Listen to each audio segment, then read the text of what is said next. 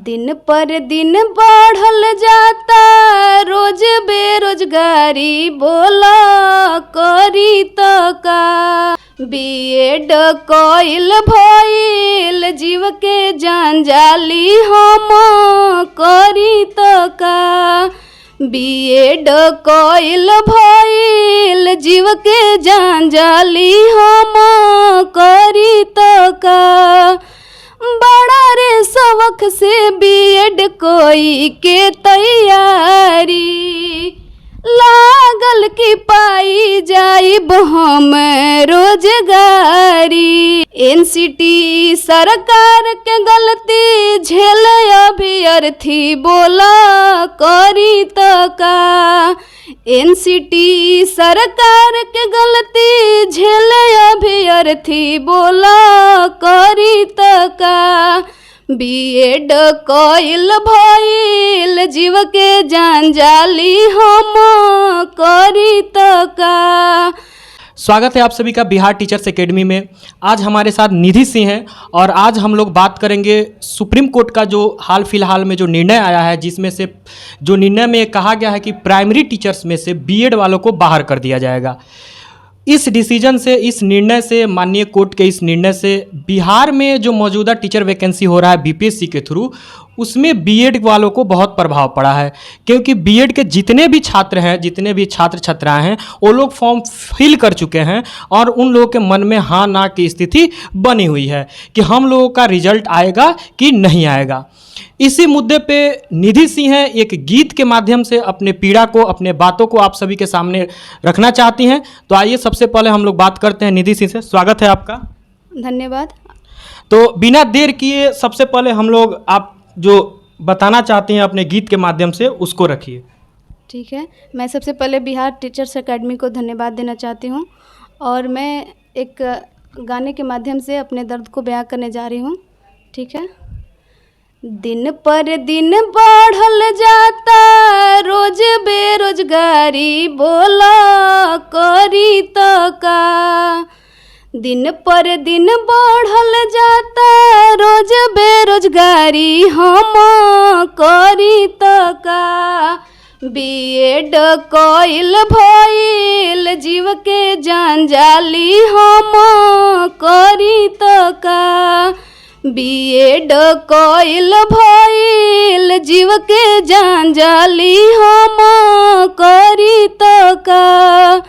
बड़ा रे शौक से बीएड कोई के तैयारी, लागल की पाई जाइब हम रोजगारी। एनसीटी सरकार के गलती झेल अभ्यर्थी, बोला करी तो का।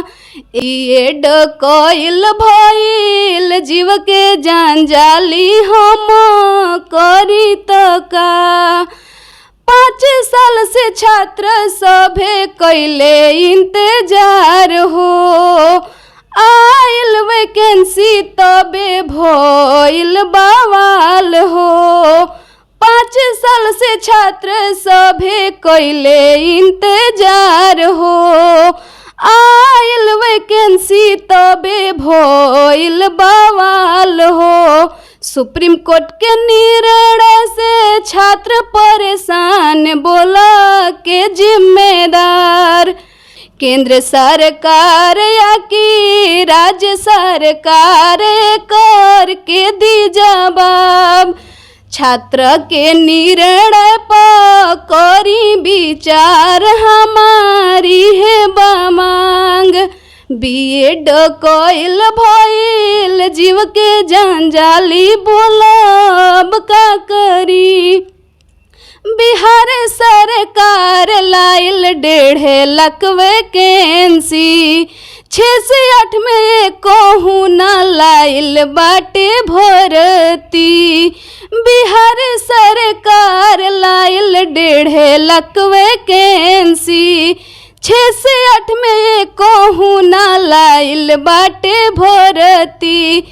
स्टेट के 5 साल से कोई नहीं इंतजार, बोला हम का करी। स्टेट ना पहिले करैलस सरकार, बोला अब का करी। स्टेट ना पहिले करैलस सरकार, बोला हम का करी।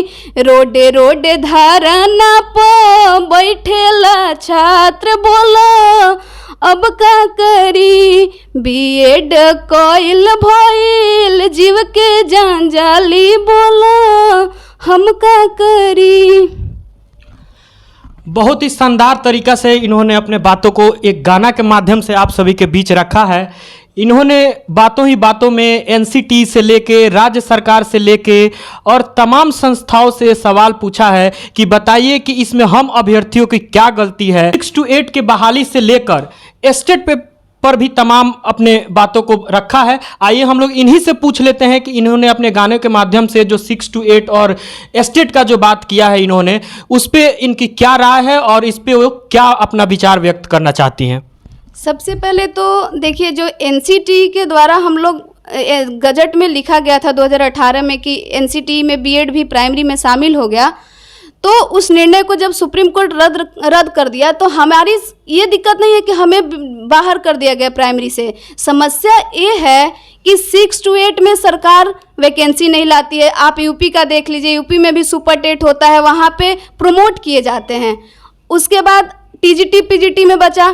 टीजीटी पीजीटी में बहुत ऐसे बीएड वाले हैं जो बीकॉम से बीएड हैं, उनका क्या होता है, सब्जेक्ट कम्बिनेशन नहीं मिल पाता है।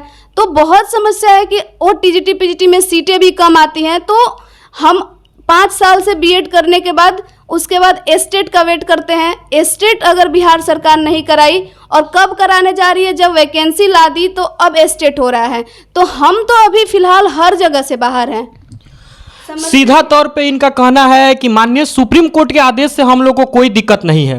दिक्कत यहाँ पे ये है कि अगर सरकार 6 to 8 में बहाली लेके आई रहती और जो एस्टेट अभी हो रहा है वो एस्टेट कॉमर्स वालों के साथ या 2 महीना 3 महीना पहले हो चुका रहता, तो हम लोग 6 to 8 में भी भर सकते थे और एस्टेट दे के हाई स्कूल या +2 के लिए भी एलिजिबल हो जाते। इस परिस्थिति में माननीय सुप्रीम कोर्ट का आदेश का हम लोग पे कोई प्रभाव नहीं पड़ता, लेकिन फिलहाल मौजूदा परिस्थिति में इनका कहना है कि हम लोग कहीं के नहीं रह गए हैं। हम लोग एनसीटी को दोष दें या बिहार सरकार को दोष दें या माननीय सुप्रीम कोर्ट का आदेश को हम लोग अवहेलना करें या हम लोग क्या करें, चारों तरफ से कहीं ना कहीं परेशानी हम छात्रों को ही होती है। आइए हम इन्हीं से पूछते हैं कि यहाँ पे आप कहाँ रहती हैं, आप पहले ये बताइए। अभी तो हम पटना राजीव नगर रोड नंबर 2 में रहते हैं।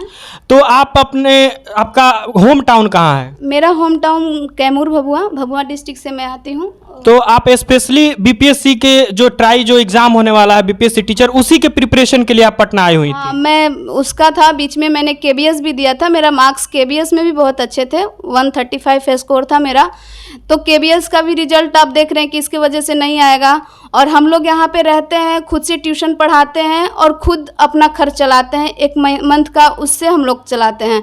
तो इस चीज़ को सरकार नहीं समझती है कि हर एक बच्चे का क्या परेशानी है। बच्चा खुद से पढ़ रहा होता है, अपनी मेहनत।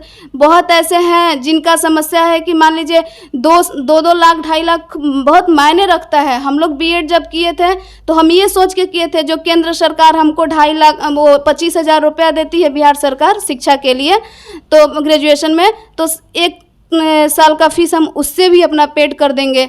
तो हम लोग जब बीएड कर रहे थे तो बहुत सारा दिमाग में क्वेश्चन था, चलो एटलीस्ट एक जॉब मिल जाएगा, प्राइमरी में मिले या किसी में भी, पहले जॉब जरूरी होता है। सीधा तौर पे बीएड एक बहुत भारी भरकम खर्च वाला पढ़ाई है। बहुत सारे पैसा खर्च करके स्टूडेंट बीएड करते हैं, उसके बाद सीटेट का एग्जाम देते हैं। बीएड के लिए भी एक सीईटी देना पड़ता है, कंबाइंड एंट्रेंस टेस्ट देना पड़ता है एडमिशन के लिए। पहले एक एग्जाम वहाँ पे छात्र देते हैं, उसके बाद बीएड में एडमिशन लेते हैं, उसके बाद फिर सीटेट का एग्जाम देते हैं और सीटेट का एग्जाम देने के बाद फिर उन पे बीपीएससी लाद दिया जाता है। सारे तरीकों से, सारे समस्याओं से गुजरने के बावजूद छात्र तैयार हो जाते हैं कि हम बीपीएससी का एग्जाम देंगे, लेकिन उसके बाद माननीय सुप्रीम कोर्ट का आदेश आ जाता है। तो बताइए इस परिस्थिति में छात्रों का सपना जो बरसों से सजाए हुए हैं, उस सपनों का क्या होगा? इतने समस्याओं के साथ घर से बाहर रह के पढ़ाई करते हैं, अपना खर्चा खुद चलाते हैं, एक 10x10 क्या 7x7 के रूम में रहते हैं, सारे समस्याओं को झेलते हुए एक आस में रहते हैं कि हम लोग का नौकरी हो जाए, और उस परिस्थिति में भी ऐसे समस्याओं का से सामना करना पड़ता है। तो इस कंडीशन में छात्र क्या करे? सारे नियम संस्थाएं बनाती हैं, सारे नीति सरकार बनाती है, हम लोग उस नीति और नियम पे चलते हैं और बाद में उस नीति और नियम में संशोधन पे संशोधन किया जाता है और हम छात्र छात्राएं इसमें परेशानी का सामना करना पड़ता है हम लोगों को। तो आगे आपका इस पे क्या विचार है? आप किस तरह से अपने आप को समझा रही हैं? क्या आपके मन में चल रहा है विचार? देखिए, आगे तो जिसको जो करना होगा वो कर ही लेगा, लेकिन फिलहाल की जो मौजूदा स्थिति है तो हम छात्रों का ये मांग है, आप सरकार अपने कोई भी काम के लिए अध्यादेश लाती है और सरकार कोर्ट के चीज़ों को पलट सकती है अध्यादेश के थ्रू।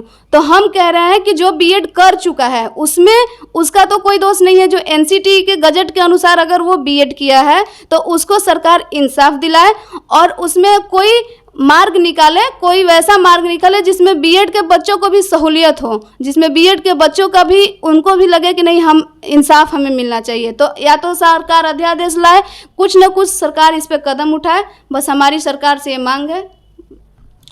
तो सीधा तौर पे इनका कहना है कि हम लोग बीच मझधार में फंस चुके हैं, सरकार को, संस्थाएं को या फिर कोर्ट को या जो भी नीति और नियम बनाने वाले लोग हैं वो लोग ये फैसला करें कि हम लोग इसमें बीच में फंस चुके हैं, इसमें से हम लोग को किस तरह से निकाला जाए। इसका कोई ना कोई ऐसा कंक्लूजन निकल के सामने आना चाहिए जो लाखों लाखों में जो बीएड छात्र हैं बिहार में, जो मौजूदा बहाली में हाँ ना इधर उधर के बातों में फंस चुके हैं, उनका निदान हो और उनको कहीं ना कहीं से सकारात्मक चीज़ें निकल के उनके सामने आए।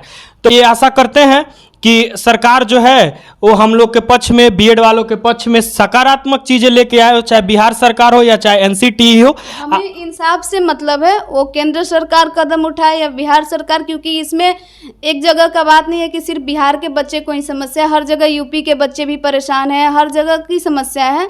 तो हम और इसमें केंद्र सरकार ही निर्णय ले सकता है और सरकार अध्यादेश लाए और हमें इंसाफ दिलाए। तो जैसे कि इनकी मांग है कि इसमें कोई भी सरकार या संस्थाएं हैं वो अपना कोई उचित कदम उठाए और हम छात्रों के लिए, इन सभी छात्र छात्राओं के लिए कोई ऐसा फैसला ले जो जिसमें इन लोगों का हित समाहित हो। तो इसी आशा के साथ हम लोग विदा लेते हैं। जुड़े रहिए बिहार टीचर्स एकेडमी के साथ, ऐसे ही न्यूज़ से हम लोग अपडेट करते रहेंगे, ऐसे ही चर्चाएं चलती रहेंगी और इसी माध्यम से हम लोग सरकार के समक्ष अपना आवाज़ उठाते रहेंगे। चैनल को सब्सक्राइब कीजिए, फेसबुक पे देख रहे हैं तो पेज को फॉलो कीजिए। बहुत बहुत धन्यवाद आप सभी का।